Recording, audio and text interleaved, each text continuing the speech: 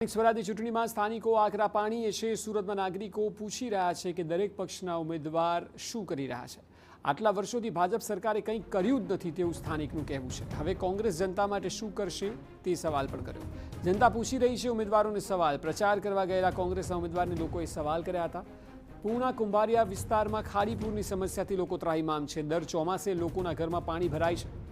લોકો પોતાના ઘર વેચવા મજબૂર બન્યા છે।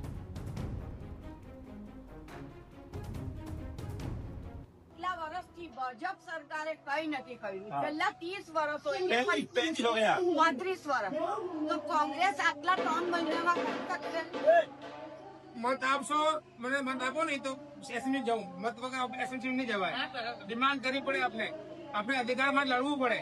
તમે મત એક પાર્ટીને આપો નહીં, તમને કોઈ નહીં સાંભળે। આ વખતે મત નહીં આપો ને ખબર પડશે કે મત નહીં આવ્યા અહીંયાથી। ચલો તમને મત આપી દીધા, પછી આ કામ થશે એની બાહેધરી કોણ આપે? તમે આ વખતે આશીર્વાદ આપો, 100% તમારું કામ કરીશ। નહીં કરું નેક્સ્ટ ટાઈમ મને અંદર નહીં આવતો અહીંયા। બહેનો, ખાલી 15 થી 20 23 કોર્પોરેટરો વરાછામાં આવ્યા। કુદરતી ખાડી નીકળી છે ને, એ 23 વરાછાના કોર્પોરેટરોએ ખાડીનું કામ ચાલુ તમે કદાચ જોયું હોય તો। વર્ષથી આપણે ભાજપને મત દઈને કોંગ્રેસમાં આચાર રાખી કેવી રીતે મેળવે? એક વખત પરિવર્તન કરો। તમારે ક્યાં 5 વર્ષ આતા હું વાર લાગો? 30 વર્ષ તો આપણે એને શાસન આપ્યું તો ખાડીનો પ્રશ્ન કાયમી આપણે સોમાં હું હોતના વિસ્તારમાં રહું તો મને ખબર છે।